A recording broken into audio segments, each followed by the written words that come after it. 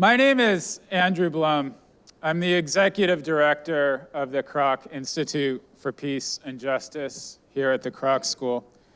I just want to welcome you all to the Kroc School for our first in-person distinguished lecture event in over 2 years. Woo!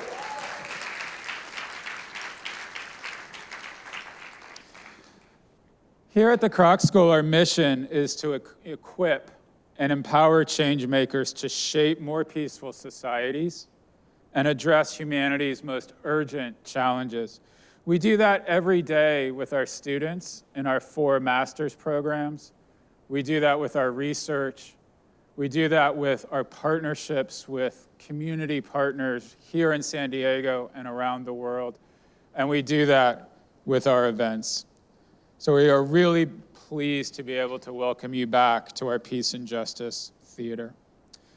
Before I introduce the speaker you'll hear from tonight, I want to let you know about 2 other great events we have planned for the fall. On November 16th, we are excited and frankly honored that Lech Walesa, the former leader of the Solidarity Movement, former president of Poland, and a Nobel Peace Prize winner, will give a distinguished lecture. I know. I mean, as a Gen Xer who saw the wall come down, I'm gonna be a little starstruck myself, I think. And on December 6th, we're super excited to be welcoming back onto campus our Women Peacemakers for our annual Women Peacemaker event. You guys are a great crowd. We'll have peacemakers coming in from Honduras, from Jamaica, from Mexico, and from Bolivia. So it's gonna be an amazing event. So look for information about both of these events coming out soon. So for tonight, over the summer, as we were thinking about how we wanted to relaunch our in-person event series, we really reflected on who we want to invite. And Dr. Christopher Blattman was right at the top of our list. I first became aware of Chris and his research over 10 years ago. I was working in DC and I had been tasked with trying to figure out how we measure the impact of our peace-building programs. And there were people who said, this isn't possible, it's too complex. What you're trying to do isn't amenable to measurement. And then Chris just went and did it. He went to Liberia, post-war Liberia, and measured the effects of a conflict resolution training program that had been implemented in over 100 communities of Liberia. And he found that this training reduced the level of interpersonal violence when disputes came out. And so since that time, the argument's kind of over. We know we have to measure what we're doing. We know evidence matters. We know we want to really understand what works and what doesn't when we work on issues of peace and conflict. And so in the last 10 years, I've always followed Chris's research closely. And I think he's one of the most interesting, creative, impactful thinkers we have working on peace and conflict. So I'm going to invite him out in a moment. He'll speak for about 30 minutes. Then we'll have a great Q&A. I hope some of you saw that you're able to ask questions as well. If you go to www.digitaljoyengage.com, that's a strange name, but digitaljoyengage.com, and type in the code 41164. I'll get your questions up here, and we'll get to as many of your questions as we can. So on to a more sort of formal introduction. Dr. Blattman is the Romilly E. Pearson Professor of Global Conflict Studies at the University of Chicago. He was previously a faculty member at Columbia and Yale University and holds a PhD in economics from UC Berkeley. He has worked and conducted research in Colombia, Liberia, Uganda, Ethiopia, where he lives in Chicago and elsewhere around the world. His work on violence, crime, and poverty has been widely covered by the New York Times, the Washington Post, the Wall Street Journal, really any major media organization you can imagine. He's here tonight to discuss his groundbreaking new book, Why We Fight, The Roots of War and the Paths to Peace. So please help me in welcoming Dr. Christopher Blattman.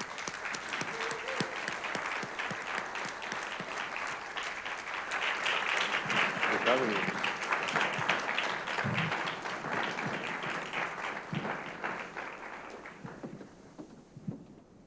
So this is actually, here's a full confession, this is actually not a book about my ideas. This is a book born of frustration from the fact that things that I learned from my mentors, from the great books, from the great articles 5 years ago or 10 years ago or 25 years ago or 5 decades old, people didn't know about them. And I would talk to policymakers in the field and practitioners and even other academics. And all these things that maybe 20 years ago had rotated my brain 90 degrees, they were so profound in how I thought about conflict that those ideas weren't out there. And so I kept waiting for someone to write a book that brought it all together, and nobody did. And so I decided I would do this. And so I can't tell you about a whole book in 30 minutes, so I'm just gonna try to talk about 5 big ideas that I think all of these sort of great thinkers have given us. And the first one is that most of the time we don't fight. It's much easier, most people prefer to just loathe one another in peace. And this seems like a strange thing to say right now when some days it feels like we're on the edge of World War III. But it's easy to forget because we don't focus on the conflicts that don't happen. So 2 weeks after Russia invaded Ukraine, India accidentally lobbed a cruise missile at Pakistan. And peace ensued, as it has for most days for the past 40 or 50 years. War, especially between 2 nuclear-armed powers, was almost too costly and ruinous to contemplate. And I only stumbled upon this by accident because after scrolling through like 30 pages of Russia invaded Ukraine news. And so we're a little bit like emergency room doctors or intensive care doctors who have forgotten or just never get to see healthy patients. And that has 2 bad effects. So the first bad effect is it makes you really demoralized, right? And you'll start to hear things like humanity's natural state is war. You hear that all the time, and it's not true. The second but worst thing is that if you only see sick patients and you never really see the healthy, and you never get to compare them, and you never see what the effects of your treatment are, you're gonna be really, really, really bad at diagnosis. And you're gonna be, and because you're bad at diagnosis, you're gonna be really bad at prescribing anything to get better. And so partly I just want to fix that, and I want us to remember that actually we have to pay attention to all those conflicts that don't happen. And when political scientists and others have calculated the numbers and they look at all the ethnic groups that could fight compared to the ones that do, or all the political factions that could fight, they find that 99 out of 100 or 999 out of 1,000 simply prefer to loathe one another in peace. And the reason they do that is because war and fighting is so costly. Now, we can see that in Ukraine right now. It's not just the cities in rubble and the death and the soldiers on both sides, or the fact that Ukraine's economy has shrunk by half, or that Russia has set itself back 20 years at least, industrially in terms of its income, in terms of its future. But the entire world has felt the pain in food prices and energy prices. And war is always ruinous. And so every time, so why do adversaries prefer to loathe in peace? Well, they make, technically what I'm gonna tell you is game theory, but it's just basic arithmetic. It's saying that, look, we have a choice. Maybe we're trying to divide a pie. We're trying to carve up a territory, or we're trying to carve up a parliament or an issue space or something. And we have a choice. Suppose we're evenly matched. Well, we could either just split the pie roughly in proportion to each other's ability to burn the house down, Or we could fight over the pie, destroy a share of it, and then flip a coin for who gets it. And you compare these two things, and you're almost always better off splitting a whole pie than flipping a coin for a damaged pie. And so those costs of war are like this wedge here. It's like a peace dividend both sides get to divide. Or it's what in political science and game theory they'd call a bargaining range, right? We get to sort of figure out who's going to get that split, and we're both better off without fighting. And this was even true for Russia and Ukraine. For 20 years, Vladimir Putin tried every means imaginable to co-opt the country short of invasion. War was a last resort. So he used propaganda, dark money, support for separatists, even assassinations. And so war was ultimately the last resort.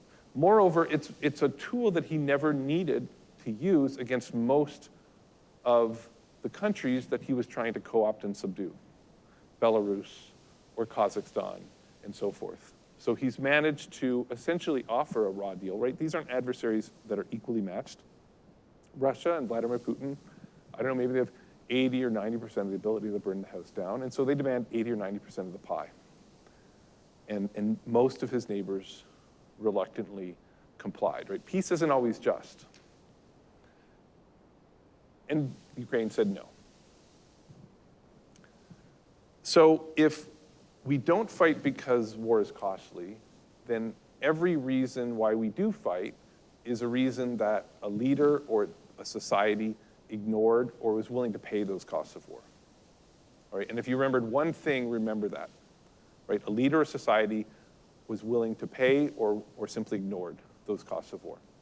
And it turns out that even though there's a war for every reason and a reason for every war, there's really only 5 main kinds of reason, right? They all kind of rhyme. And so there are 5 ways in which societies over and over again, they or their leaders are overlooking these costs of war. And I call them being unaccountable, ideological, biased, uncertain, or unreliable. I have slightly more technical terms in the book. And let me use the example of Russia and Ukraine. In a minute, I'll turn to some other conflicts, but this is kind of the thing that's on a lot of people's minds, of course. So Vladimir Putin's an autocrat. And so he doesn't have to bear most of those costs of war, right? So he can order partial mobilization and impress Chechens into service, as is happening right now. And he doesn't have to bear most of that pain. That means he's too ready to use violence. What's more, if a leader, and it needn't be an autocrat, it could be a democratic leader, but if a leader thinks that they are able to solidify their hold on power or expand the share of the pie they personally get, not their group, but they personally get, then of course they're more willing to use violence. Okay, and so unchecked, unaccountable leaders are in some sense the most fundamental cause of war in human history. Second is when a leader or a society is ideological. This is the story you hear in the newspapers all the time about Vladimir Putin, and it's partly true. The idea that he's consumed with a quest for either personal glory or national glory, right? And you hear lots of variations, getting the empire back together and responding to humiliations and so forth. That's an instance where war isn't optimal, but where a leader or a society is willing to pay something, is willing to endure those costs in order to get something ethereal, right, like glory. The third reason we ignore costs is because we either underestimate them, we make mistakes, or we overestimate our chances of victory. And this is the other really common story you hear in the newspapers about Vladimir Putin, an isolated, insulated leader who got bad information, who he and the cabal around him thought that this sort of special military action in Ukraine would send the government running. And this is a really common story amongst autocrats. One of the really biggest challenge of being an autocrat is not finding yourself in a situation where you're surrounded by yes men and women and getting this biased information. That's a story of institutional bias. But we also hear stories of psychological bias, of leaders who are overconfident or systematically misperceive the actions of an adversary. But We often, I think, overplay these stories of bias. So I'm sure that's true. I'm sure there was bad information. But you can only be biased if the fundamental truth is uncertain. And so I want you to think back 7 months ago to how many things were uncertain. The strength, pluckiness, bravery of Ukrainians and the Ukrainian military, the capabilities of the Russian military, and the unity of the West around something like sanctions.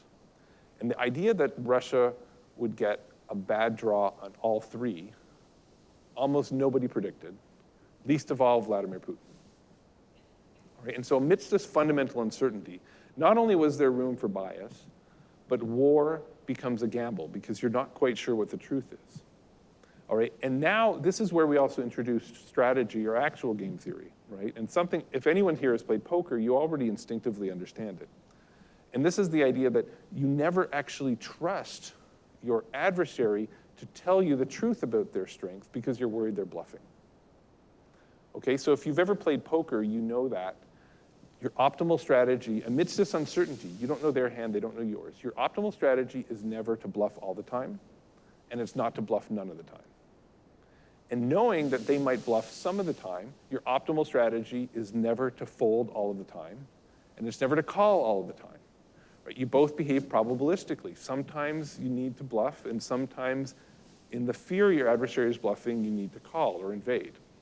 All right? And this is a strategic logic that drives so much violence. We don't read about it in the newspapers as much because it's a little more nuanced, but it's so fundamental to understanding so much violence.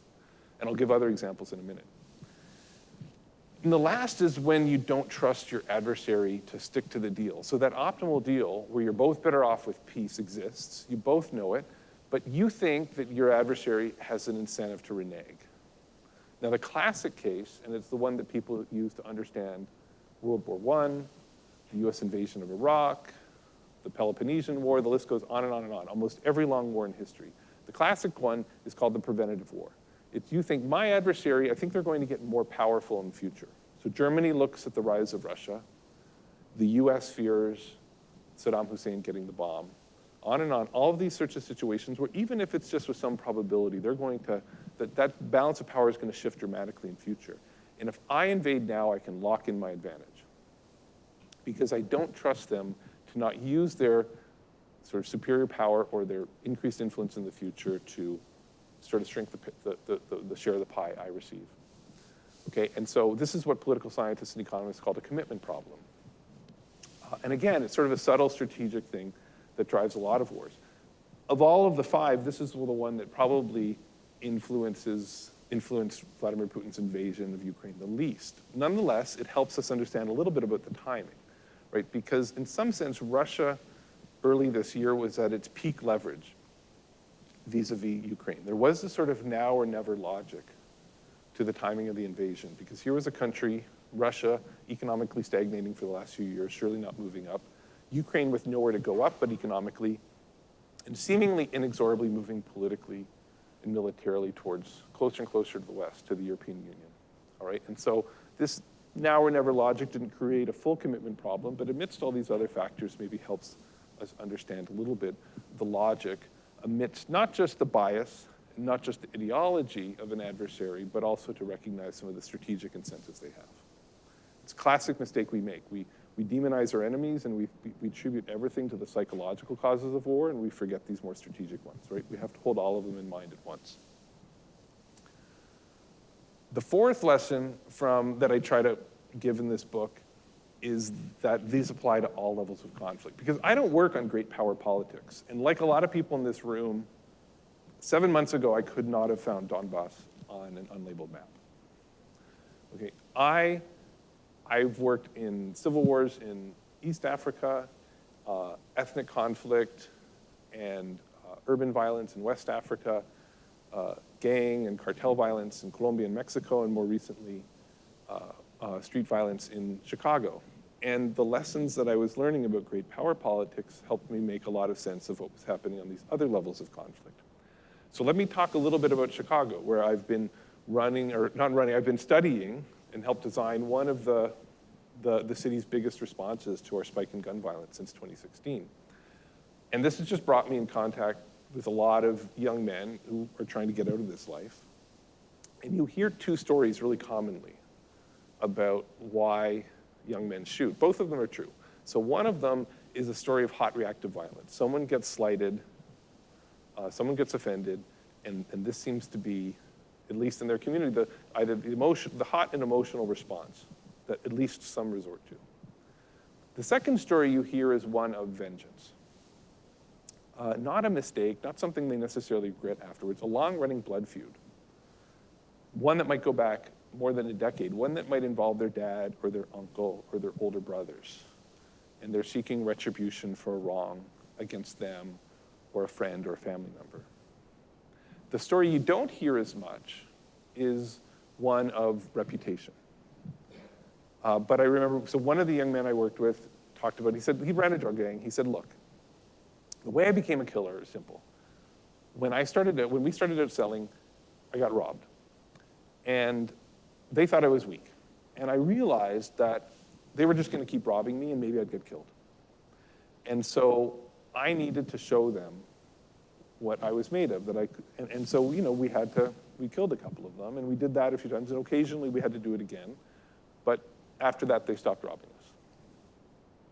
Now, what I've just told you, all three of those things are true. What I've just told you is essentially, fits into this sort of framework I've talked about. So one is something that only violence can provide. Compromise doesn't necessarily give these young men satisfaction for their blood feuds, or not obviously or immediately so for them.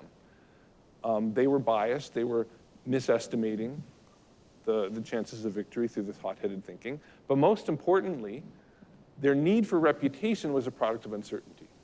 If his strength had been written on his forehead, and they'd known what kind of person they were dealing with, they never would have robbed him in the first place, right? You only need to construct reputation in a world where your strength and resolve is uncertain. As it happens, I said these operate at all three levels. I use these same three stories, these exact same three stories to help understand not just why the United States went into Afghanistan, but why they stayed 20 years, right? The idea that certainly there was vengeance, that's obvious.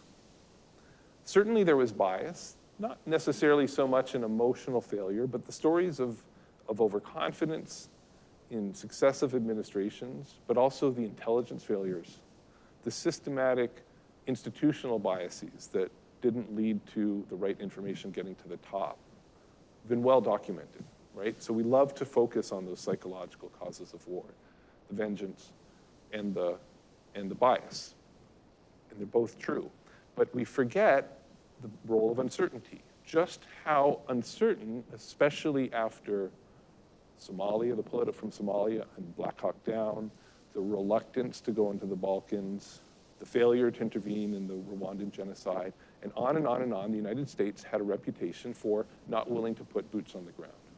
The United States potentially had a reputation for that you could commit an enormous act of terrorism on its territory and get away with it. And so every time you heard a leader or the logic of we can't leave now, no matter how bad it is in 2008 or 2009 or 2008, we can't leave now, not because we care about what the Taliban will do, of course we do, but what will China think? What will Russia think? What will some future terrorist group think? That's a concern about reputation and its uncertainty, and that we're going to send the wrong signal. And I don't think you can understand most long wars without that dynamic. Okay, the last story, the last message of the book, and the last half of the book is, okay, now what do we do? So now we figured out why we fight, but what do we do about it? How do you get on the path to peace? And almost, there's a lot of things we do that don't tackle the five, right? They might be important in and of themselves. I've spent a lot of my career also studying programs to fight poverty. Hugely important, not really affecting any of those five causes, right? Reducing poverty is not necessarily or quickly going to make this a more peaceful world. Climate change, enormously important to counter. Not clear how it's related to any of these five factors, right? So the pie can be bigger, it can be smaller, but war is always costly. There's always an incentive for peace, and simply making that big pie bigger or smaller doesn't necessarily make us more or less likely to fight over it.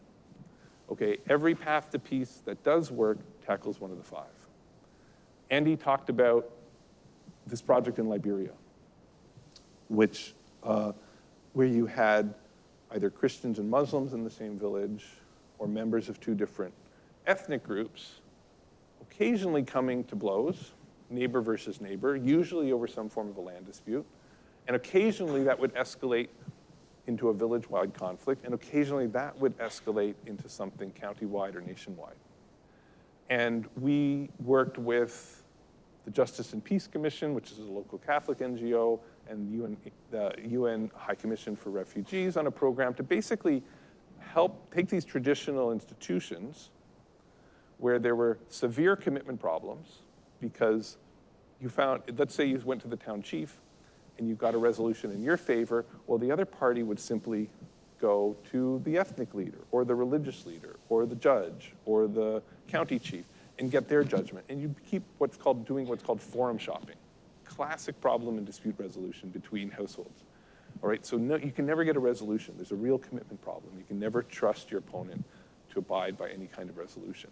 There's immense uncertainty. They held back information. There's a lot of emotion and reactive behavior that resulted in a lot of the violence. So there was bias, and on and on and on and on.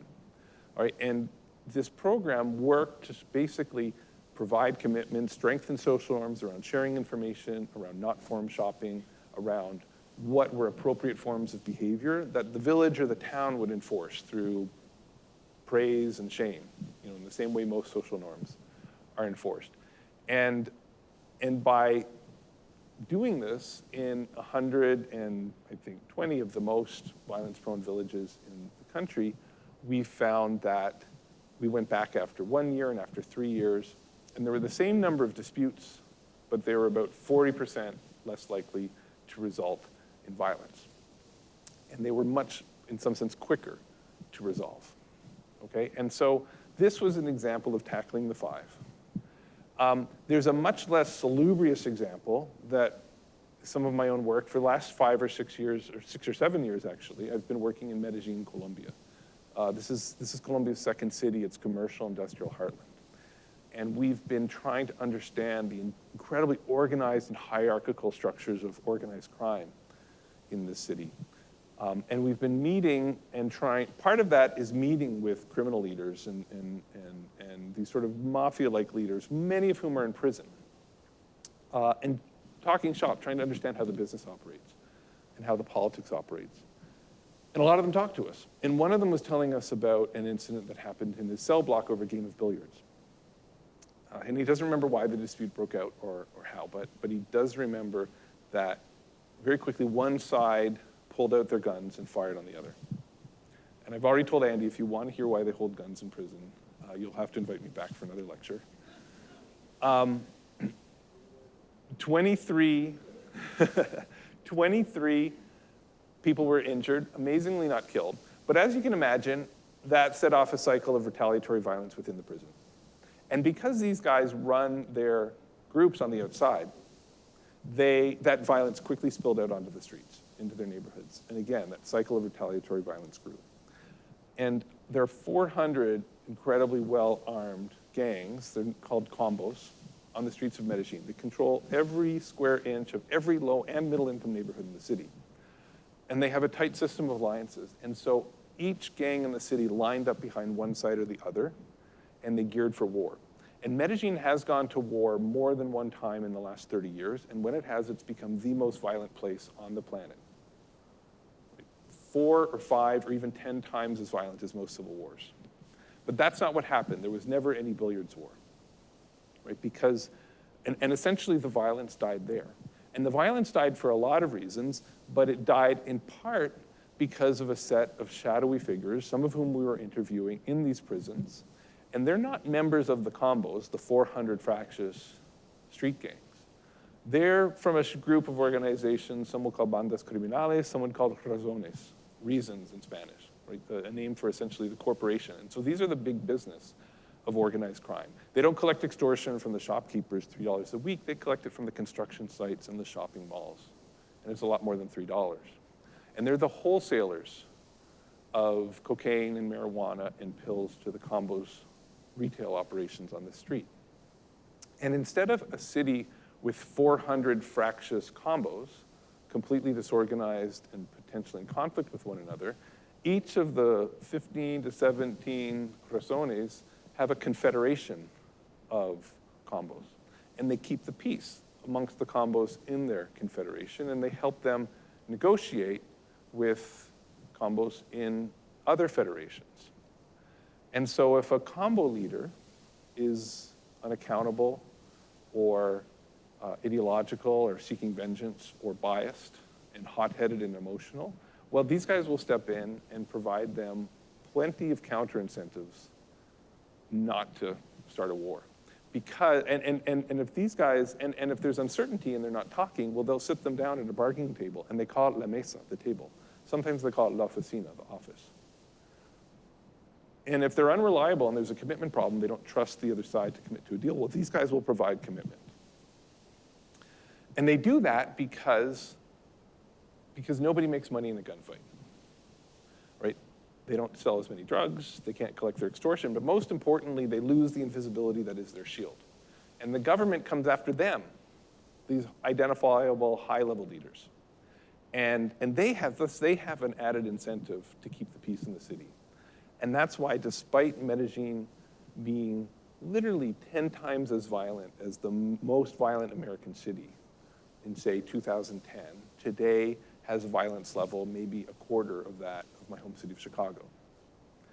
Now, this isn't the system of peace and security Medellin would like. It's not equal, it's not just. These are thuggish guys, they're out for their own money. But it looks a lot like our international system, right? Instead of having 200 fractious countries competing with one another in anarchy, we have a small number of hierarchical alliances with a hegemon at the top, be it the United States, or the EU, or China, or Russia, which greatly facilitates this kind of bargaining. And they keep the peace in their territories, and they take care of a lot of the negotiation between these hegemonic alliances. And instead of La Oficina, we have the UN Security Council. And like La Oficina, it's only sometimes effective, it's highly unequal, it only sometimes metes out anything that looks like justice, but when it works, and it does work to some extent, it works because it's sanctioning unchecked leaders and ideological leaders and biased leaders. It's providing a forum for reducing uncertainty in bargaining, and it's trying to provide a degree of commitment and enforcement of deals. And it's not the system we'd choose for the world if we had to design it afresh. It's kind of the system we have, and we can do better, as Medellin can do better, but at least we can appreciate the bits of it that work and begin to try to construct something better from there. So I will leave it at that, and we can move to your questions. Thank you.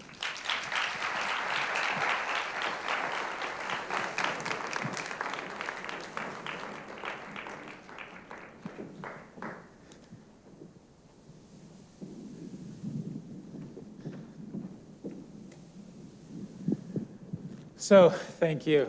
A ton to talk about. You have the book in front of you. You can dig in on some of these ideas some more. I mentioned the question system, so there's still time to get your questions in. I've got my iPad right here, so I'm going to be reading it. I also wanted to let you know we are joined in our Q&A by Dr. Cecilia Farfan. She leads the security research portfolio at the University of California, San Diego Center for U.S.-Mexican Studies, an expert on organized crime and female participation in criminal groups in Mexico, and founded the Mexico Violence Resource Project. She received her PhD up the road at UC Santa Barbara.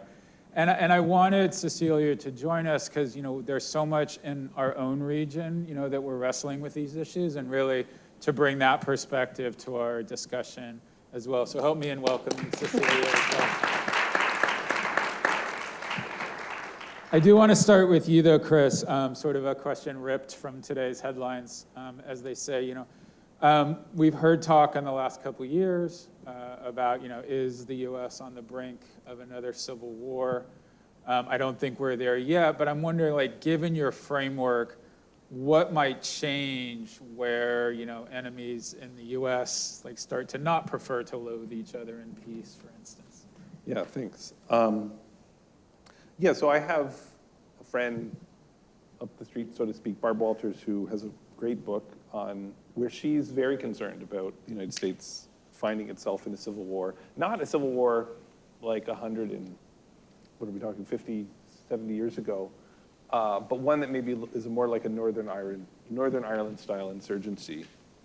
I'm more optimistic than Barb. I guess I remember back in 2001 listening to a bunch of eminent macroeconomists when they were asked the question, would the United States ever have a Argentina-style financial meltdown? And what they said stuck with me. They said, the chances are infinitesimally small, but that's terrifying because for all of my life, the answer has been 0 chance. And so that's kind of how I look at the chance of a US civil war. Extremely small, but terrifying because I always thought it was 0. The thing that makes me think we're not going to end up like Northern Ireland, I ended up spending some time in Northern Ireland. I have a good friend who's a scholar of the IRA, and I went to Belfast and I spent time with him and some of his friends. And the thing that struck me that was so different is when a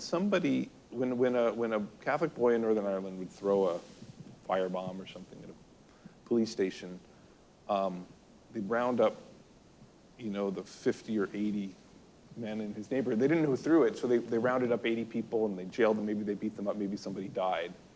And the IRA used to joke that the British government was their best recruiter. But when somebody plots to, kidnap the governor of Michigan, the FBI doesn't round up 90 Proud Boys, in the state and beat them up, and they mount an incredible investigation. They find the 4 specific or 5 specific individuals, and they prosecute them in the courts. And so it's things like that in a whole series. We could talk on and on about this, but it's things like that that make me think that the likelihood of this spiraling out of control is much, much less likely, but not 0. Cecilia, I want to bring you in. I mean, Chris had an interesting analysis of why, we might have had the reasons behind the Ukraine war. I mean, if we look at Mexico, we've had chronic violence there for many years in many different places. If you think about Chris's framework or your own research, what are some of the reasons we're not seeing peace in Mexico, from Chris's framework? And what are some of the things maybe that Chris's framework is missing that you see, happening in Mexico? Thank you, Andrew. Please let me start by thanking, of course, the Kroc School for having me. It's always great when our 2 institutions get to do things together. And Chris, congratulations on the publication of your book. It's truly an honor to be here today and discuss it with this audience. So thank you so much for having me. So going back to Mexico, which is just a few miles from where we are today, I think one of the things, when you read the book, and as Chris pointed out, all these elements reinforce each other. They're not mutually exclusive, and it's not that you pick one over the other. But let me focus on a couple of things. So Chris began his conversation with all of you today by saying that enemies prefer to loathe in peace, which is also to say that violence is expensive. For the last 15 years, when we hear about Mexico and we hear violence about Mexico, a lot of the headlines that come out of the big newspapers like the New York Times, the Washington Post, a lot of it is cartels are fighting for territory. And this is, of course, a very attractive storyline. It's a simple way of explaining violence. Of course, we think about, criminal groups will want territory, that creates violence, that's why we see those levels of violence in Mexico. But when we start thinking that violence is expensive and we start really unpacking that, it pushes us to think about the business models of criminal groups. And so let me share with you, we just finished some research in Tijuana looking at protection rackets. What happens when these small and medium businesses are extorted? And what is very interesting that comes out of that research, and again, that shows that this violence is expensive, is that people are not threatened to begin with when they're asked to pay this protection money. They often get a handwritten letter with an invitation to pay this money because it's better for them. Now, of course, this escalates to the extent that the victim or potential victim refuses to pay, right? And so then you have to show your force. But initially, what you want to do is rely on certain reputation that you may have, and then invite your victim to pay. And this is not what we would see necessarily portrayed in Netflix on Narcos, right? We would think like they will come and it would be either, I'll show you my gun or I'll show you something else and then I'll force you to pay.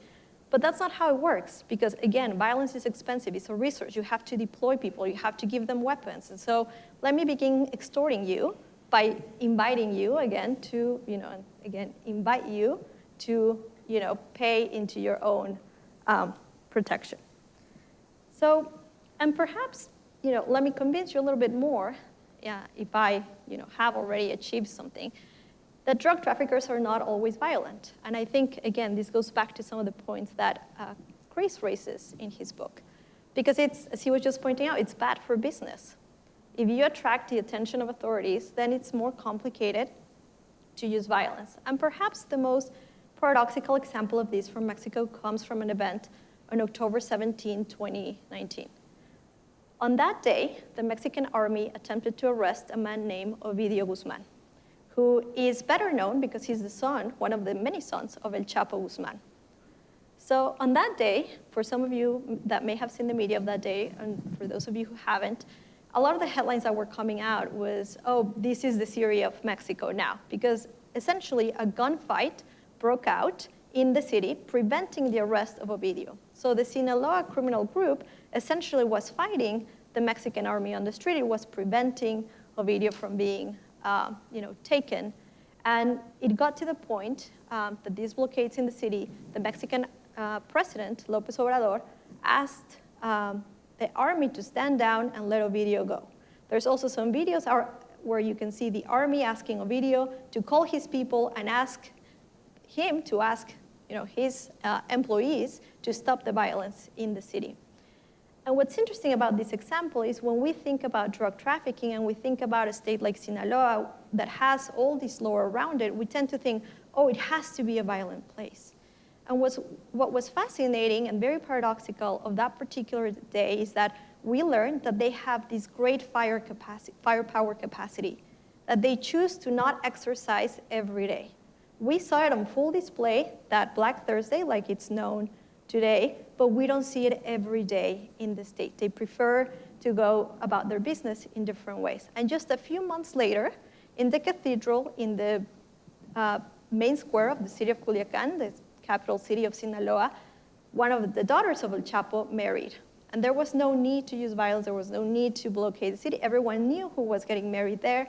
And somehow there was this understanding.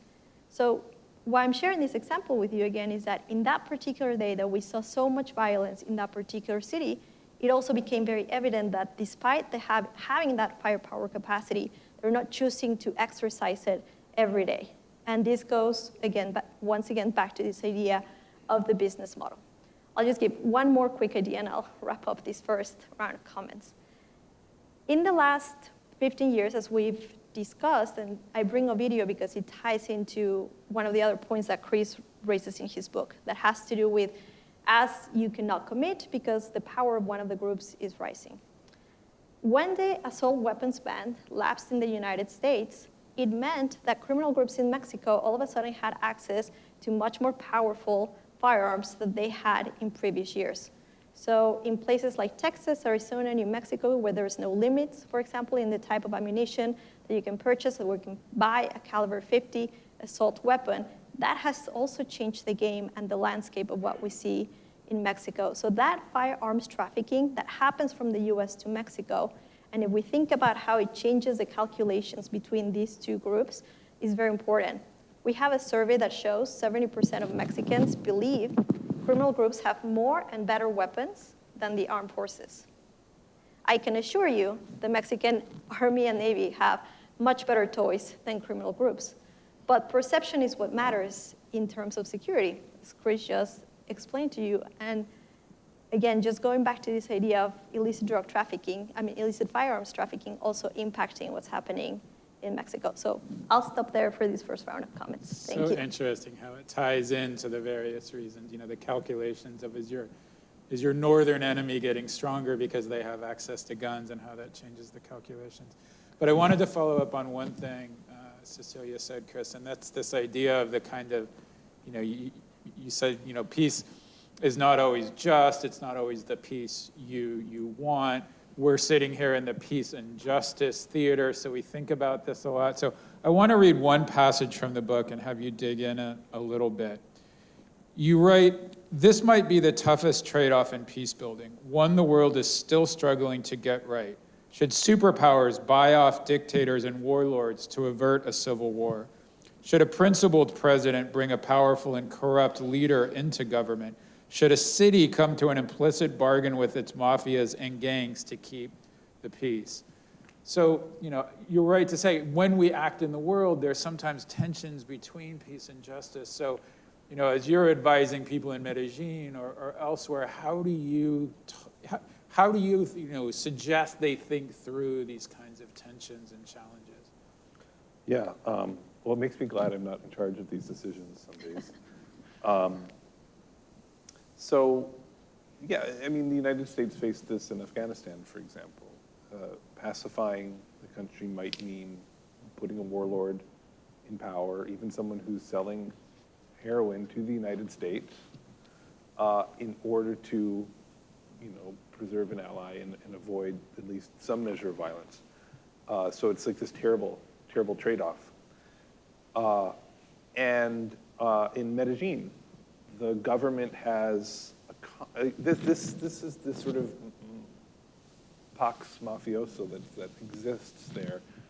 The government's typically aware of it, and they're trying to facilitate it, not actually through corrupt bargains. I think to their credit, they have tried to provide these criminal leaders incentives to keep the peace. They, in some ways, facilitate their control of prisons or tolerate their control of prisons because that, we could get into it, but that really helps them control the city and facilitate the peace. And they've tried to do that without legitimizing them too much. But that's a really hard trade-off. Most mayors in a lot of American cities, by which I mean all of the Americas, face this trade-off. Do we empower these criminal leaders at the higher level to keep the peace, or do we cut off their heads? Cut off their heads. And we say we RICO them in the United States, or mano duro in Latin America. And that just leads to a lot of leaderless factions that then don't have those peacemaking institutions, and it can lead to a lot of violence. That's a terrible trade-off, right? Strong groups on the one hand and lower violence, or weak groups but chaos. I want to get to some of your questions. Cecilia, I mentioned you had done work on female participation in these groups, and one of the questions we got was, it seems like gender plays a significant role in gang violence and other conflicts. Do you hear stories or find any specific patterns relating to gender and masculinity in your research? Thank you for the question. I think it's very interesting because when we think about the functions of criminal groups, naturally we tend to be biased towards violence. There's a lot of the attention goes there, right? When there's fight among groups perhaps, but there's a lot of, if you think about, if we step outside from their criminal groups and we think of them as organizations, there's a lot of functions that need to happen that are not necessarily related to violence. And that's where we see also a lot of women participating in those groups, but we tend to naturally study violence and not so much these functions that, in some ways are more admin related. And it goes, for example, from mediating among members. There's a lot of money laundering examples, for example, in the case of Mexico, precisely because law enforcement does not expect them to participate in criminal groups because the stereotype of women is that we're not violent. And therefore, well, I don't know about Mexican women like myself, but the idea is that femininity doesn't really go hand in hand with violence. And so criminal groups are very aware of this, and they actually take a lot of advantage in using women in these roles. And so there's some very interesting cases, as I mentioned, related to to money laundering. But I think this is an area where a lot of more research needs to happen to really understand gender, not only as women participating in criminal groups, but just like the whole spectrum of what we're seeing in that area. I wanted to ask you this, Chris, because one of our students asked it today, and I think it's kind of fascinating. Like, why would the folks in Medellin agree to talk to you? Yeah. And also, I mean, I might ask a follow-up question, like kind of what does that tell us about them and maybe our own misperceptions of those groups and how they operate in Colombia? Well, I mean, at first they wouldn't talk to us. It took a long time to figure out how to talk to these groups. In all these places I worked, and you have to go cautiously because sometimes you're not sure if it's safe. And so we actually failed a dozen times before we figured it out. So we were actually in prison one day. We thought one of our failed strategies was, why don't we study a prison rehabilitation program? Hundreds of men will be in this program. We'll develop some relationships, some trust, and all of them are members of one of these groups, and this will give us information on the groups eventually. And the thing is, all these lower level guys in this really strict criminal hierarchy were a little too nervous to talk to us. And then we were leaving the prison one day, and the warden says, she says, would you like to go to the leaders wing? And we were like, the what? And she's like, this is where we keep all the leaders. And we said, yes, of course we'd like to go there. And so she put out a call for it. Did anyone want to talk to these these two Americans, these two Colombian professors, and about 6 guys met us. And they kind of interrogated us for half an hour. And then they realized what we were doing, and they decided that we were fine, and they would start to talk to us, and that built a basic little bit of relationship of trust. And then they would talk to us again, and they would refer us to their colleagues, and then we got a reputation as people who would be kind of honest brokers. And so they just like to talk shop, right? Like they were just businessmen, and we were asking them about the nuts and bolts of their business, so they were interested to talk about that. They liked the idea of talking to professors. But they actually want to cut a deal with the government. And they're really frustrated. There's uncertainty, right? The government doesn't realize how strong they are. And they're super frustrated. They were like, these guys will not cut us a good deal. And so they kind of see us as resolving uncertainty. And I have no problem with helping the government understand exactly how this works. And so that's kind of this role we've ended up playing. Another question here that is, I think, relevant to the war in Ukraine. A lot of your 5 reasons, or at least in the way you talked about them, is sort of the decision to go to war. Once you're in the war, or once you're experiencing chronic levels of violence in a place like Mexico, does that itself change the dynamics? Are you still looking for those same reasons to try to disrupt the violence? What happens after it gets hot? Does that change your thinking about how you approach these challenges? Well, I'd be curious what you think about the drug wars and what's going on in Mexico. I think when I think about the Ukraine, I think we can use some of the 5 to understand what's going on. So think about the things you read in the newspaper. Ukraine doesn't trust Putin to have any kind of ceasefire because they're worried that he'll use that opportunity to regroup and attack again in full force. So that's a story which is a mix of ideology and commitment problems, or the ideological and unreliability, because you think that, well, we don't actually trust the other side to stick to the other terms of the deal. We think they have an incentive to renege, partly because peace will make them stronger, maybe, but also because we think they're ideologically committed to the fight. So there's an ideological commitment problem. The other reason the war could go on is the reverse kind of ideological commitment problem, is that Putin can look at the Ukrainians and say, any reasonable people on the planet would have compromised with me, recognized our strength, and like the Belarusians and the Kazakhstanis, and they're ideologically intransigent. They are committed to this idea of liberty and rejecting this deal of semi-sovereignty, no matter what. So even if I could make a deal with Zelensky, there's no way I believe that he'll be able to get the Constitution changed to take out NATO membership. There's no way that I think Parliament will ratify this, or that the next president will just renege. And so again, there's like an ideological commitment problem. So I think there's other elements in there that make the war likely to go on. There's obviously accountability and so forth, but I think it does help us understand the dynamics of violence as it's happening, just not why it breaks out. Yeah, I mean, similar question, sort of what de-escalates violence in Mexico? Because you see these spikes, but then as you say, things get de-escalated. So what are some of the dynamics that play out in the violence that actually leads to de-escalation? One of the things that Chris mentions in the book that he didn't get to the presentation, but I hope all of you get to it tonight when you are binge reading the book. Just didn't get enough tonight. Exactly. He talks about this interdependence that has to happen. And so when we have seen some violence reduction in Mexico, it means that you have more actors involved. You have the private sector, you have civil society.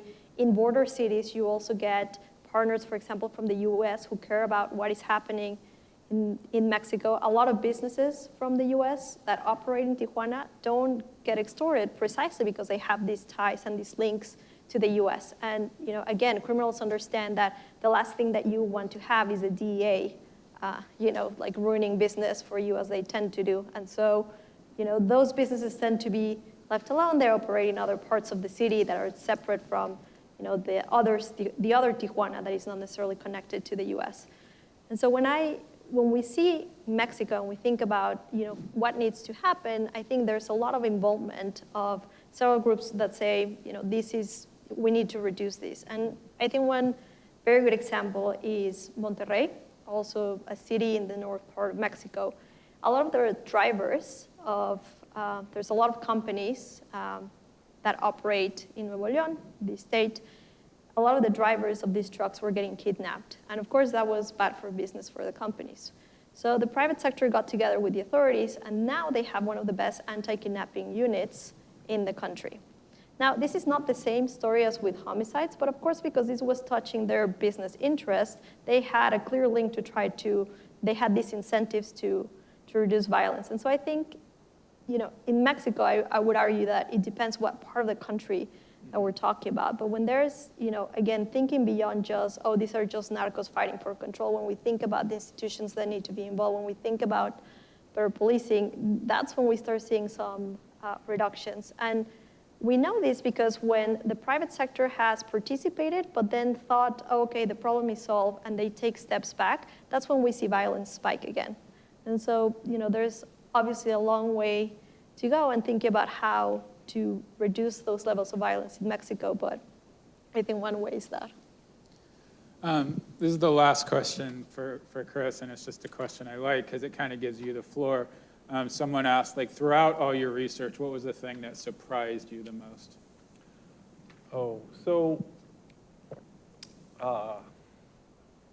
Okay, this is important because the thing that surprised me the most happened in West Africa, and it's ended up, I think, changing how Chicago and Philly and other cities in the US are tackling violence. So I was supposed to be off in the rural areas working with ex-combatants.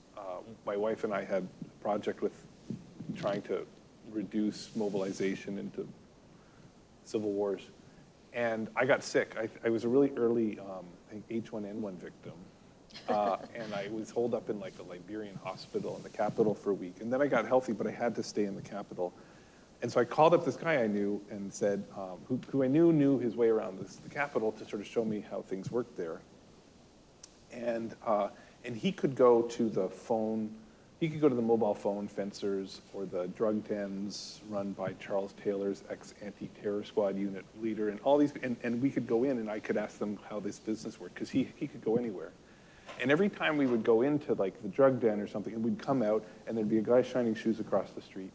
And they'd run over to him and they'd give him a big hug and say, Johnson, how are you? And I'd say, well, how do you know each other? And they'd say, and the first time it happened, he pointed to the drug den and he said, I used to be like them. And then I went through Johnson's program. And then the next day, the same thing happened. And the day after that, the same thing happened. And I was like, what is this? What is this program? And he talked about personal transformation and all of this, which felt like gobbledygook. And so I said, we went to a bar and we spent 2 days writing down exactly what, I was like, okay, forget this, what do you do on day one? Hour one, what do you do on day two? And then my wife came back from our project, and she's a counseling psychologist. And I said, remember that guy Johnson? Like, this is this thing he does. What is, like, take a look at this. And she flipped through it, and she said, oh, this looks kind of like cognitive behavioral therapy. And it's totally different than we would do it in some ways, but this, you know, I can imagine this might work. And so anyways, fast forward a few years, and we had helped him scale up his program. We ran it as a big randomized control trial where some people received it, some people didn't, because who knew if it worked?